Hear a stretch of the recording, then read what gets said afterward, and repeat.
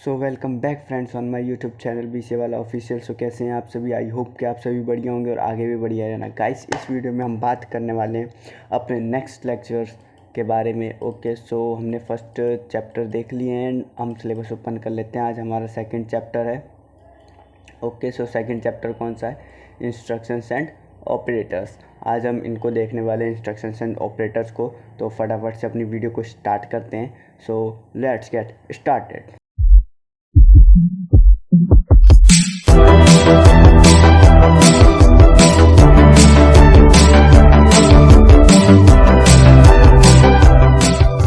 So welcome back guys. तो अभी तक आपने हमारे चैनल को सब्सक्राइब नहीं किया है तो फटाफट से पहले चैनल को सब्सक्राइब कर दो, वीडियो को लाइक कर दो और इस वीडियो को शेयर कर दो अपने सभी दोस्तों को जिनको सी सीखना है पूरा। सो इसमें हम पूरा कंप्लीट सी सिखाएंगे और ये सारे आपके सिलेबस हैं, आप देख सकते हैं। एंड फाइनल वीडियो हमारी डायनामिक मेमोरी एलोकेशन पे जाके एंड हो जाएगी। ओके, सो आई थिंक यहाँ तक जाते जाते आपको 12 से 13 वीडियो देखने पड़ सकें। ओके, सो हम स्टार्ट करते हैं अपनी वीडियोस को।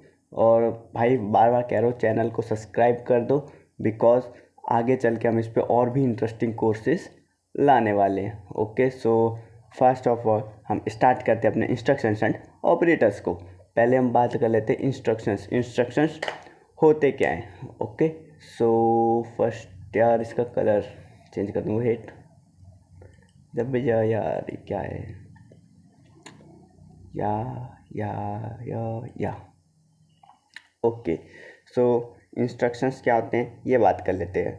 आपने जो अभी तक हमारे सी प्रोग्राम्स को देखा है उसमें जितनी भी चीज़ें रहती हैं, स्टेटमेंट्स लिखे रहते हैं, वो सब एक इंस्ट्रक्शंस होते हैं। यानी कि कह सकते हैं a C program is a set of instructions. C program जो है वो पूरा एक इंस्ट्रक्शंस ही है जो हम सीरियल वाइज देते हैं कंपाइलर को, जो वो सीरियल वाइज में एक जिस ऑर्डर में हम लिखते हैं उसी ऑर्डर में उसको पूरे कोड को रीड करता है और उसके हिसाब से हमारे प्रोग्राम को एग्जीक्यूट करता है या रन करता है। ओके, सो पहले हम बात कर लेते हैं इंस्ट्रक्शंस होते क्या हैं। हमने बताया था a C programme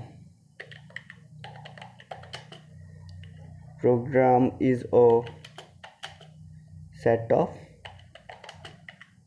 instructions.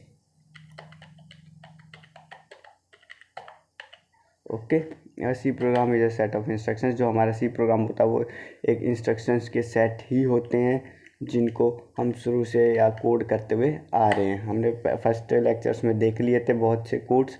Okay, so अगर वो अभी आपको अच्छे से क्लियर नहीं हुआ है तो आप जैसा उसे समझ रहे हो उस तरीके से समझते जाओ। मैं कह रहा हूँ इस एंड तक आपको सी प्रोग्रामिंग अच्छे से आ जाएगी, कोई दिक्कत वाली बात नहीं। आप बस माइंड फ्रेश करके जो जो हम कोड कर रहे हैं उन कोड को करते जाओ।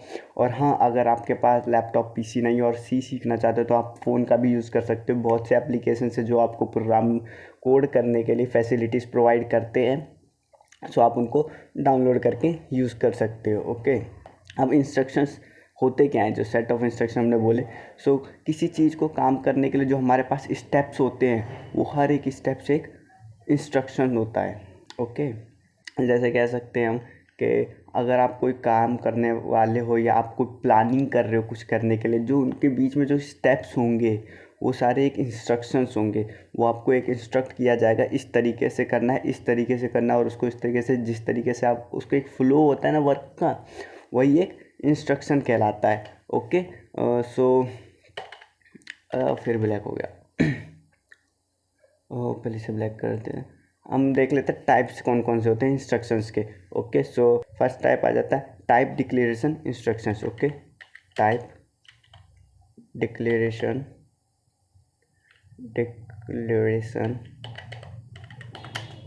Instructions, type declaration instructions. And second आ जाता है आपका arithmetic instructions. Okay, arithmetic instructions. So ये क्या हुआ?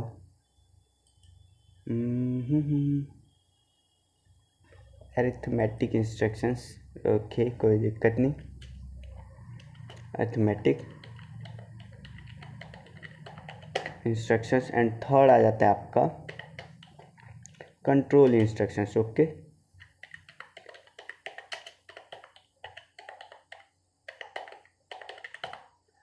इंस्ट्रक्शंस। सो फर्स्ट हम नॉर्मल आप देख लीजिए 3 टाइप्स के इंस्ट्रक्शंस होते हैं, जो कि है first type declaration instruction, second arithmetic instruction, third is a control instructions. Okay, so अब हम पहले टाइप डिक्लेरेशन इंस्ट्रक्शंस को जान लेते हैं कि टाइप डिक्लेरेशन इंस्ट्रक्शंस होते क्या हैं। सो फर्स्ट टॉपिक आ गया अपना type declaration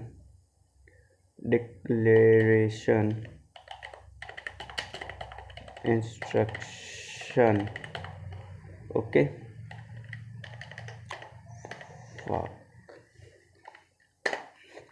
type declaration instructions क्या होते हैं? जैसा कि हम जो भी इंटीजर्स कल हम मतलब हम जो भी वेरिएबल्स बना रहे थे कल, जस्ट लाइक हम प्रोग्रामिंग्स के अंदर को दिखा देते हैं आपको। हम ये वेट इसे ओपन करते हैं फर्स्ट, न्यू इसके बारे में आपको मालूम होगा, जो कि हमारा एक कोड एडिटर है जहाँ पे हम अपने कोड को लिखते हैं। ओके, सो पहले तो इसे ना मिडल में ले लेते हैं। कहाँ गया? अच्छा, बहुत सही। ओके, सो फर्स्ट हम बात कर लेते हैं टाइप डिक्लेरेशन इंस्ट्रक्शंस क्या होते हैं। तो पहले मैं अपना सिंटैक्स लिख देता हूँ प्रोग्रामिंग का, जो कि आपको पता होगा, कल हमने डिस्कस कर लिया था। Include stdio.h hashtag include conio.h। I think आपको यहाँ पे डाउट नहीं होना चाहिए, बिकॉज हमने इसको क्लियर कर लिया था कल ही। यहाँ पे अपना था clear screen and get ch, और इसे हम क्लोज कर देंगे। ओके, ये हमारा कोड था, यानी कि इसे कह सकते हैं एक तरीके से सी प्रोग्रामिंग का सिंटैक्स है, जो हमें हर एक प्रोग्राम के अंदर करना पड़ता है। अब बात कर लेते हैं हम टाइप डिक्लेरेशन इंस्ट्रक्शंस को होते क्या है, जहाँ पे हम वो इंस्ट्रक्शन, वो वाले इंस्ट्रक्शंस या वो स्टेटमेंट्स, वो लाइंस जिनके बीच में हम कुछ डिक्लेयर करते हैं, समझे। जस्ट लाइक हमने यहाँ पे एक डिक्लेयर कर दिया, एक वेरिएबल डिक्लेयर किया जो कि इंट टाइप का है, इंट यानी कि इंटीजर्स वैल्यूज़ वाले। ओके, इंट हमने डिक्लेयर कर दिया a = 2। सो ये जो स्टेटमेंट है ये एक टाइप डिक्लेरेशन स्टेटमेंट है। हमने इसके नीचे एक फ्लोट भी बना लेते हैं, float फ्लोट b। हमने b नाम के वेरिएबल के लिए एक फ्लोट डेटा टाइप डिक्लेयर कर दिया है। ओके, अब इस पे आप तुम चाहे और भी खूब सारे बना सकते हो, जस्ट लाइक इंट i = कुछ वैल्यू दे दो या j = कुछ दे दो, वो डजेंट मैटर। आप चाहे इसे कुछ भी कर सकते हैं, g करें, h करें, i करें। ओके, ये मैटर नहीं करता, बट हाँ आपको ये मालूम होना चाहिए टाइप डिक्लेरेशन इंस्ट्रक्शंस होते कौन कौन से। अब इसमें हम वर्क क्या क्या करेंगे ये देख लेते हैं। पहले तो हम प्रिंट भी कर सकते हैं, आपको मालूम होगा। अगर हम यहाँ पे क्लियर स्क्रीन के बाद आपको मालूम होगा हम पूरे कोड्स को लिखते हैं, ऊपर जितने भी डिक्लेरेशन पार्ट्स होते हैं हम क्लियर स्क्रीन के ऊपर करते हैं, जो कि कोड में अच्छा लगता है। आप चाहे तो क्लियर स्क्रीन भी टॉप पे कर सकते हो, कोई दिक्कत नहीं है, बट हाँ ये एक लिखने का तरीका होता है। आप जितने भी डिक्लेयर कर रहे हो, वेरिएबल्स बना रहे हैं, वो सबको ऊपर बना लीजिए, इनिशलाइज कर लीजिए, जितनी वैल्यूज़ को इनिशलाइज करने हैं, क्लियर स्क्रीन के नीचे सारे प्रोग्राम को लिखे हम प्रिंट कर देते हैं नॉर्मली। बेसिकली प्रिंट एफ, आपको मालूम होगा प्रिंट एफ करने के लिए हम इसका यूज़ करते हैं। ओके, सो अब इसके बीच में हमें जो लिखना होगा हम प्रिंट कर सकते हैं। ओके, सो वैल्यू हम प्रिंट करते हैं, value of A is %d। आपको मालूम है %d हम यूज़ करते हैं इंटीजर्स के लिए। अब हम इंटीजर वैल्यू प्रिंट कर रहे हैं ए नाम के, जो इसके अंदर जो वैल्यू होगी वो हमारी प्रिंट होके आ जाएगी। अगर हम इसको रन करें, कंट्रोल F9 दबाना पड़ता है रन करने के लिए, so control F9। Value of a is 2 क्यों आ रहा है? बिकॉज यहाँ पे हमने %d लगाया, %d के आगे हमने a को प्रिंट कर रहे हैं, एंड a की वैल्यू क्या है हमारे पास 2, जो कि आपको यहाँ दिख रही है। ओके, मालूम होगा कि हम ऐसे भी कर सकते हैं अगर चाहे तो, यहाँ भी लिखा। ओके, अब इसे भी हम इंटीजर ही रहने देते हैं। ओके, कोई दिक्कत नहीं, बट हम एक बार चेंज कर लेते हैं। ओके, कोई नहीं, float FLOAT float a = 1.1। Okay, हमने a की वैल्यू क्या किया 1.1 है, वो फ्लोट वैल्यूज बनाई है। एंड अब हम करते हैं, हम यहाँ पे एक चीज़ भी कर सकते हैं, जस्ट लाइक b को हम = कर देते हैं a + 4.4। तो इसका आंसर कितना होगा अगर हम b की वैल्यू प्रिंट करें? तो आप सोचिए ज़रा b की वैल्यू क्या होगी। बट अगर हम यहाँ प्रिंट करें b, सो b की वैल्यू क्या होनी चाहिए? बिकॉज अब हमारे पास ए है 1.1 और बी की वैल्यू क्या है ए प्लस 4.4। तो हमें ए की वैल्यू हमें मालूम है 1.1 है तो 5.5 हो गई। ओके, सो पहले तो हमें याद होगा क्या ये कन्वर्जन स्पेसिफायर में एफ यूज़ करना पड़ेगा बिकॉज यहाँ पे हम फ्लोट वैल्यू को यूज़ कर रहे हैं। ओके, सो कंट्रोल F9 करते हैं एंड देन हमारी आ गई 5.5। ओके, 000 वो डेसिबल्स के बाद शो करता है। ओके, वो डजेंट मैटर। अब यहाँ पे हमें दिख गया ए। अब हमें मालूम है कि कंपाइलर ऊपर से नीचे आगे चेक करता है। पहले इस वैल्यू को इनिशियलाइज करेगा, मेमोरी में एलोकेट कर देगा ए नाम के, जिसके अंदर वैल्यू स्टोर कर देगा 1.1 एंड फ्लोट बी बनाएगा जिसमें ए प्लस 4.4 को एलोकेट करेगा एंड क्लियर स्क्रीन करेगा, जो हमारी डिस्प्ले होगी उसको क्लियर करेगा एंड वहाँ पे फिर ऊपर प्रिंट कर देगा value of A is %f और %f के रिप्लेस पे बी की वैल्यू प्रिंट कर देगा। बी की वैल्यू क्या है हमारे पास ए प्लस 4.4 जो कि है 5.5। ओके, यहाँ तक क्लियर है। मैं अगर ये बोलूँ कि इस वाली लाइन को मैं पहले कमेंट आउट कर देता हूँ। ओके, आपको मालूम होगा कमेंट आउट करने का तरीका। सो ओके, ये हमने कर दिया कमेंट आउट एंड अब मैं कहूँ FLOAT float a equals to 1.1। क्या ये प्रोग्राम अब सही है? अब कंपाइलर ऊपर से आएगा नीचे चेक करेगा। क्या हमारा कंपाइलर इतना दिमाग वाला है? क्या ये ए की वैल्यू को बी में ऐड कर सके? यानी कि जो ए की वैल्यू 1.1 है ये बी के अंदर ए की वैल्यू को रिप्लेस करे एंड 4.4 से ऐड करके 5.5 बी के अंदर स्टोर कर दे। बट क्योंकि ये इम्पॉसिबल नहीं लग रहा बिकॉज ऊपर से कंपाइलर आता है एंड चेक करेगा, पहले फ्लोट वैल्यूज़ को इनिशियलाइज करेगा ए प्लस 4.4। अब यहाँ पे ए देखेगा ए क्या है। अब ए की वैल्यू से नहीं पता, वो अभी नीचे नहीं आएगा, कंपाइलर नीचे नहीं आएगा, कंपाइलर सिर्फ ऊपर से इसे चेक करेगा एंड भाई एरर शो कर देगा। अगर विश्वास ना हो तो रन करके देखते, कंट्रोल F9 एंड ये आ गया 2 एरर। ओके, ये आपको दिख रहा है 2 एरर आ गया है और ये 2 एरर देख लीजिए फर्स्ट लाइन पे ही है फ्लोट ए प्लस बी। यहाँ पे b equals to a plus 4.4 ये रन नहीं हो रहा बिकॉज हमारा बी नीचे हमने कर रखा है। अगर हम इसको अनकमेंट करते हैं एंड इसको कमेंट कर देते हैं, ओके, सो अब इसे रन करेंगे तो ये रन कर जाएगा, जो कि हमारे जो वैल्यूज़ चाहिए वो मिल जाएगी। ओके, यहाँ तक कोई दिक्कत होनी भी नहीं चाहिए बिकॉज बहुत सिंपल है। आपको पता चल गया होगा कि हमारी ऊपर से लेके नीचे तक की वैल्यूज़ को 1 बाय 1 मतलब या कंपाइलर जो आता है जो कंपाइल करता है हमारे पूरे प्रोग्राम को, वो 1 बाय 1 प्रोग्राम को देखता है। यानी कि पहले इसे देखेगा फिर इसे देखेगा, कोई भी एरर होगा गलती होगी वो हमें बता देगा ताकि हम इसे सही करें और अपने प्रोग्राम को अच्छा बनाए या रीडेबल बनाए। ओके, सो क्लियर स्क्रीन हुआ, फिर प्रिंट वैल्यू कर दी नॉर्मल। अब हम एक और चीज़ कर लेते हैं। अब हम इंटीजर्स बनाते हैं ओनली। ओके, सो पहले कैंसिल करते हैं। Okay, delete. Okay fine. अब हम इंट बनाते हैं ए इक्वल्स टू 2। ए की वैल्यू हमने कितनी कर दी 2। एक और इंट बनाते हैं बी इक्वल्स टू 4। एक और इंट बनाते हैं सी इक्वल्स टू 6। क्या ये हमारा सही है? यस सही है, कोई दिक्कत नहीं है। बट हम इसको इस तरीके से भी लिख सकते हैं, अभी बताते हैं हम। ओके, पहले इसे पूरा कर लेते हैं। ओके, अगर हम करें अब एक और इंट बनाते हैं डी नाम से जिसके अंदर कुछ भी नहीं रखा। एक और इंट बनाते हैं ई नाम से। ओके, इसमें भी कोई वैल्यू नहीं है। अब हम अगर ये करें A equals to D equals to A equals to B equals to C. इसको समझाने से पहले हम नॉर्मल सिंपल करते हैं डी इक्वल्स टू ए। इसमें क्या होगा मालूम है? अब यहाँ पे हम प्रिंट कर दें डी की वैल्यू को। ओके, सो पहले प्रेजेंट हमें डी लेना पड़ेगा, इंटीजर्स इन्वर्टेड कॉमा एंड हम यहाँ पर प्रिंट करने वाले डी की वैल्यू। डी की वैल्यू क्या होगी ज़रा सोचिए, क्योंकि यहाँ पे हमने इंटीजर डिक्लेयर किया डी नाम से और डी नाम में हमने कोई भी वैल्यू नहीं दी है, बट हमने नीचे आके डी इक्वल्स टू ए कर दिया। ए की वैल्यू को इनिशियलाइज कर दिया डी के अंदर, यानी कि ए की वैल्यू डी के अंदर स्टोर होगी। अब ए की वैल्यू के हमारे पास 2, अब हम डी को प्रिंट कर रहे तो 2 ही प्रिंट करेगा, देखा। ओके, सो पहले हम इसे डी कर देते थोड़ा अच्छा लगेगा। D. Okay, so value of D is 2, जो कि हमने नहीं दिए थे, बट यहाँ पे हमने इनिशियलाइज कर दिया। अब हम क्या इसको ऐसे, अगर आप मैथ्स पढ़ते होंगे सो आपको मालूम होगा, अगर आप ऐसे भी लिखोगे तो भी बात सेम ही होती है। ए की वैल्यू अब डी के बराबर हो जाएगी, यानी कि डी भी 2 हो जाएगा, बट सी में ऐसा नहीं होता। ओके, देखिए वैल्यू एरर, यानी कि ये क्या कर रहा है, गार्बेज वैल्यू दे रहा है 3284, ऐसी कुछ तो अपने कोड में कुछ है ही नहीं। एक ए की वैल्यू को उसने डी की वैल्यू को ए के अंदर अपडेट कर दिया, बट डी के पास तो कुछ है ही नहीं, और डी के पास कुछ ना होने की वजह से वो गार्बेज वैल्यू को प्रिंट कर रहा है।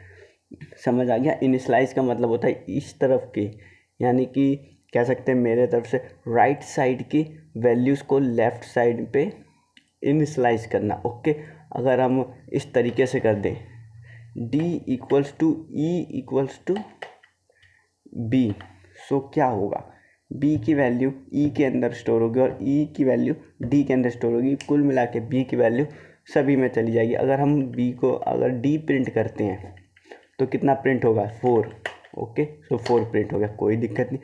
अगर हम ई प्रिंट करें तो देखिए, ई प्रिंट करा तो भी 4 प्रिंट हो गया।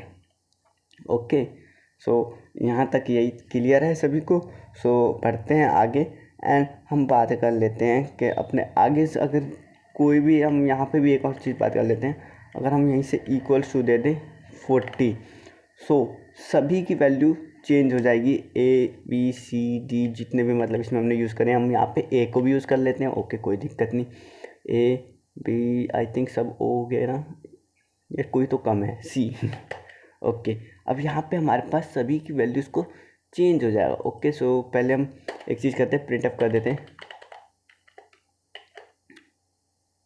ए इज परसेंट डी।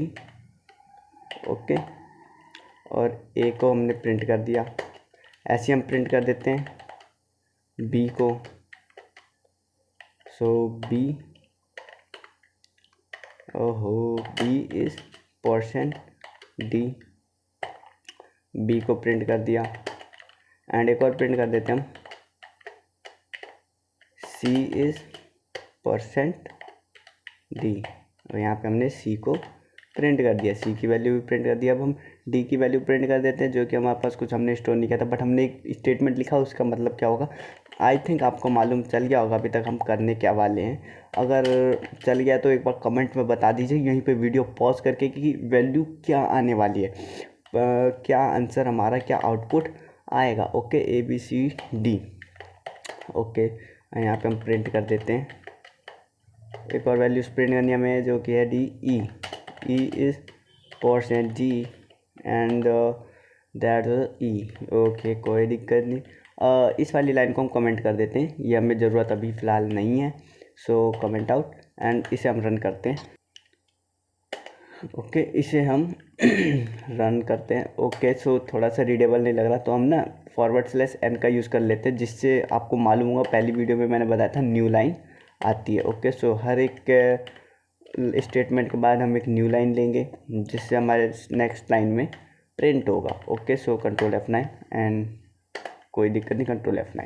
ए की वैल्यू 40, बी की वैल्यू 40, सी की वैल्यू 40, डी की वैल्यू 40 एंड ई की वैल्यू 40। कैसे, देखिए जी, हमने ए की वैल्यू 2 करा था शुरू में, बी की वैल्यू 4 करा था, सी की वैल्यू 6 करा था, बट डी और ई को हमने ब्लैंक छोड़ा था। लेकिन जब हमने नीचे स्टेटमेंट कंपाइलर आता है, देखता भाई d equals to E equals to B equals to A equals to c and 40 को सभी के अंदर इनिशियलाइज कर दिया एक एक करके, एंड देन फाइनल यहाँ पे अब सभी की वैल्यू इतनी हो चुकी है। अब लास्ट स्टेटमेंट, जहाँ पे भी लास्ट वैल्यू आप जो भी छेड़खानी करोगे, वहाँ से उस नंबर या उस इंटीजर्स की या उस वेरिएबल की वैल्यू चेंज हो जाएगी। ओके, नेक्स्ट आ जाता है आपका टॉपिक, चेंज करते हैं। नेक्स्ट टॉपिक आ गया अर्थमेटिक टाइप डिक्लेरेशन। हम इसमें बता देते हैं, just like type declaration int नाम से हमने डिक्लेयर कर दिया ए इक्वल्स टू 3, या ए ही डिक्लेयर कर दिया, छोड़ो ए, है ना। हमने फ्लोट डिक्लेयर कर दिया, FLOAT फ्लोट, कैप स्मॉल रहेगा, देख लेना यार, ये बिग लेटर या कैपिटल लेटर हो जा रहा बार बार। आप अदर जैसे भी डिक्लेयर करना चाहते हो और भी कर सकते हो, जस्ट लाइक अदर्स में आ गया आपका ए इक्वल्स टू 1। ओके, नहीं रुको, मैं डायरेक्ट कर देता हूँ, int a equals to 1, int b equals to 5 और int c equals to 3, int d equals to a plus b plus c। आप ऐसे भी कर सकते हो। d की वैल्यू क्या हो जाएगी आपको मालूम हो चुका होगा। अगर आपने अभी तक हमारी वीडियो को ठीक से देखा होगा तो आपको एग्जैक्टली पता चल चुका होगा कि ए बी की वैल्यू फाइनली हो क्या जाएंगी। ओके, सो बढ़ते हैं नेक्स्ट अपने टॉपिक की तरफ, जो कि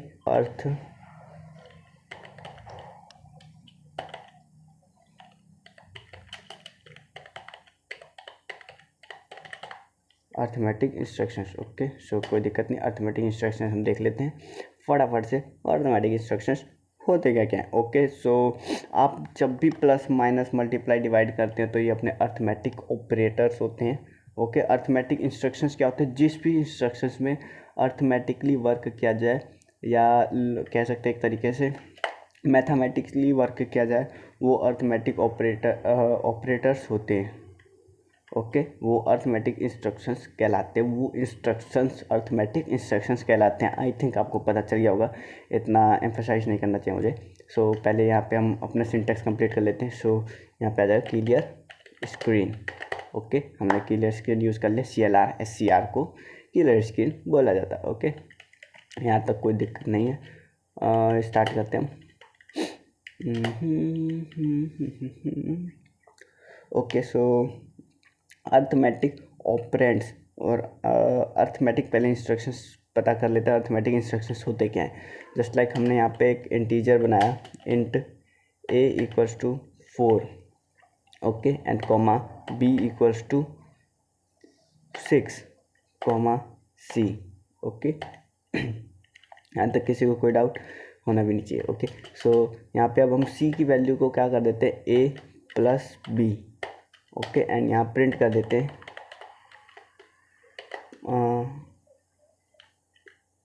c इज %d यूज़ करेंगे बिकॉज इंटीजर्स है, एंड d में क्या हमें c को प्रिंट करना। ओके, यहाँ तक आई थिंक आपको पता चल गया कि इस प्रोग्राम में हो क्या रहा है। एंड ये हमारा हो जाता है अर्थमेटिक इंस्ट्रक्शंस।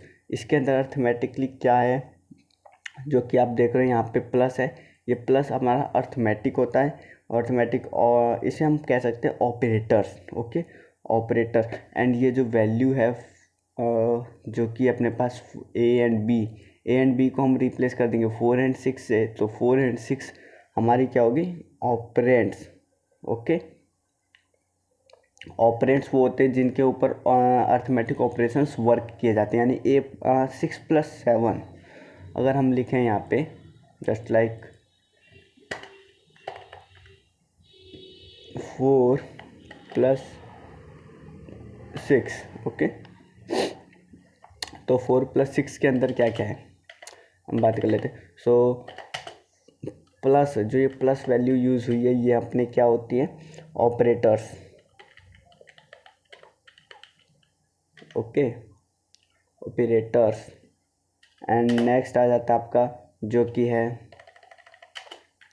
जो ये हमारा 6 है, 4 है, 4 and 6 is a operands. Okay, operands वो होते हैं ऑपरेंड्स वो होते हैं जिनके ऊपर अर्थमेटिक ऑपरेशंस वर्क किए जाते हैं या परफॉर्म की जाती है अर्थमेटिकली, उस पर क्या कह सकते हैं, अर्थमेटिकली उसे सॉल्व किया जाता है। ओके, सो ऑपरेंड्स होते हैं, ऑपरेंड्स के ऊपर सॉल्यूशन किए जाते हैं। एंड इसका आंसर आपको मालूम होगा क्या आएगा, 6 + 4 = 10।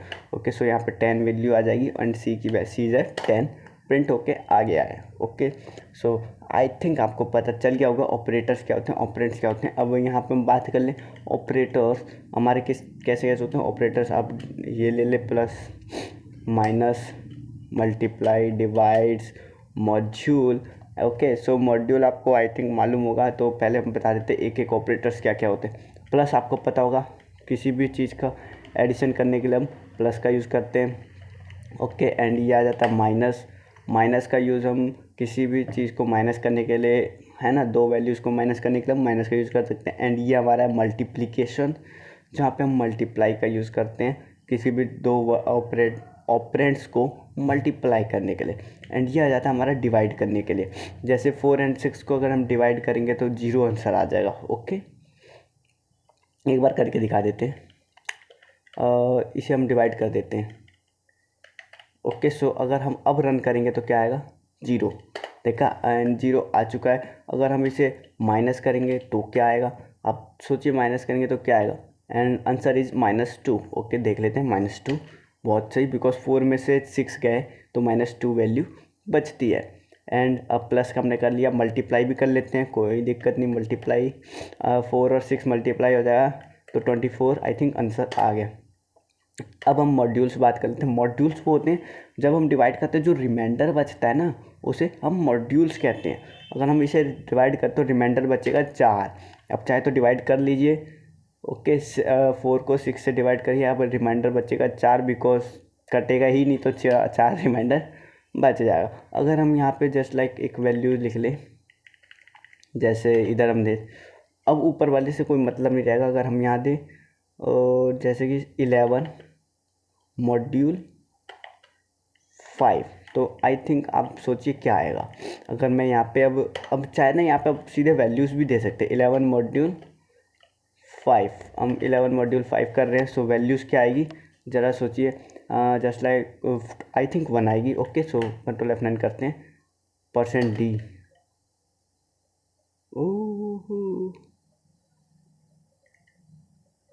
ओके ओके ओके, ठीक है। 11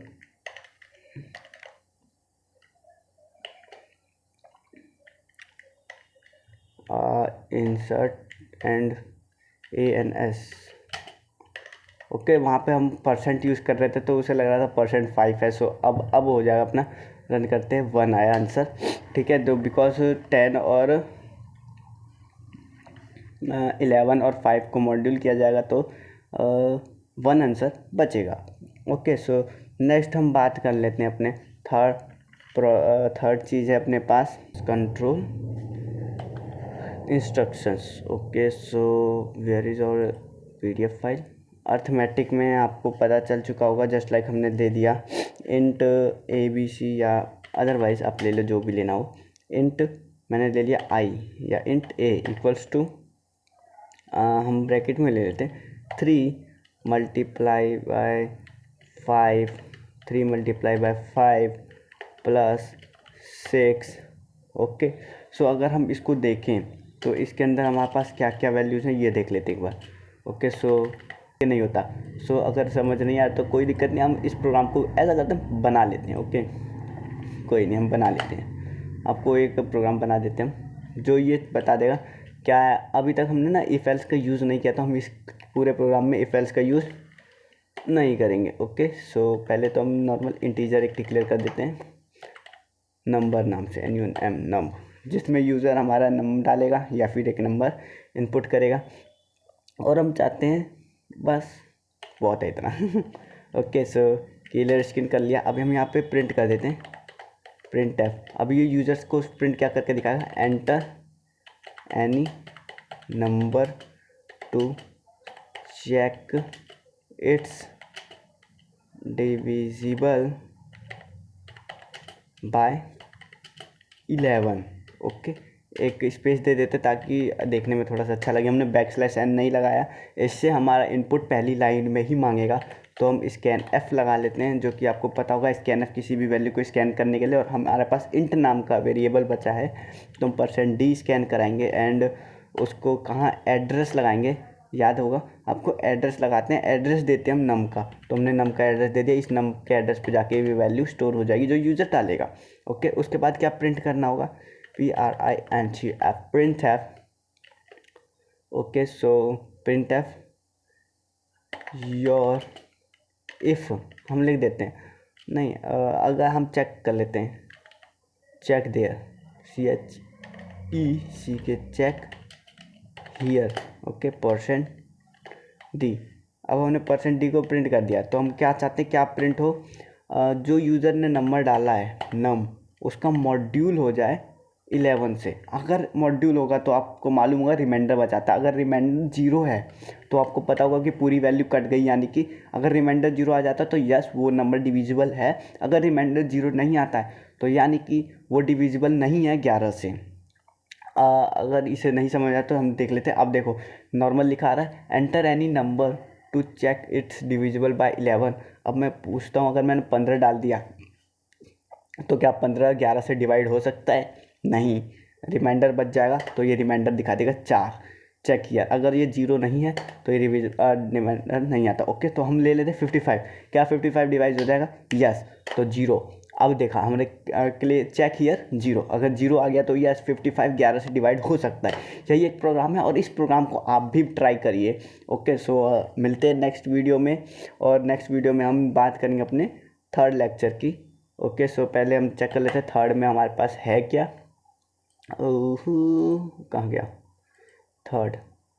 ओके, सो यहाँ तक आप सबको समझ आ गया होगा। एंड थर्ड आ जाता है कंडीशनल, यानी कि इफ एल्स आ जाएगा। ओके, सो मिलते हैं नेक्स्ट वीडियो में, और यहाँ पे बहुत मज़ा आने वाला है बिकॉज हम कंडीशंस देंगे, खूब मज़े आएंगे। उसके बाद हम लूप्स करेंगे, फिर एक प्रोजेक्ट बनाएंगे बहुत मस्त सा। ओके, सो लेट्स मिलते हैं हम नेक्स्ट वीडियो में। एंड अभी तक चैनल को सब्सक्राइब नहीं किया तो फटाफट से चैनल को सब्सक्राइब कर दो, वीडियो को लाइक कर दो और प्यारा सा कमेंट कर दो।